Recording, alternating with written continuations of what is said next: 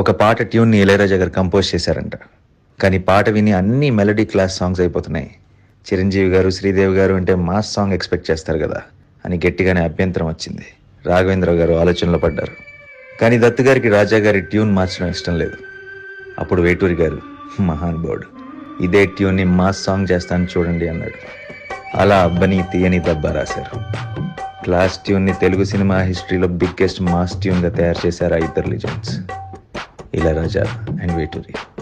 ఇందులో మరో విషయం ఏంటంటే ఈ పాటని డైరెక్టర్ రాఘవేంద్ర గారు మైసూర్, బెంగళూరులో జస్ట్ 2 రోజుల్లో ఫినిష్ చేశారు.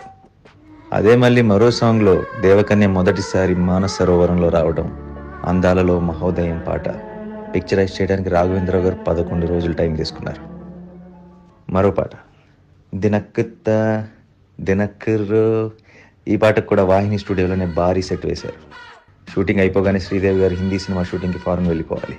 కరెక్ట్గా అదే టైంకి చిరంజీవి గారికి 104 డిగ్రీల హై ఫీవర్, ఒళ్ళు కాలిపోతుంది. ఓ పక్కన రిలీజ్ డేట్ May 9, ఒక్కరోజు తేడా వచ్చినా మొత్తం తేడా వచ్చేస్తుంది. అప్పుడు చిరంజీవి గారు హై ఫీవర్తోనే షూటింగ్కి రెడీ అయ్యారు. సెట్లోనే డాక్టర్, ఓవైపు స్పాంజింగ్ జరుగుతూనే ఉంది. చిరంజీవి గారు శ్రీదేవి గారితో డ్యాన్స్, అసలు ఎక్కడైనా చిన్న తేడా అయినా కనీసం కనిపించింది స్క్రీన్ మీద. అది చిరంజీవి గారంటే.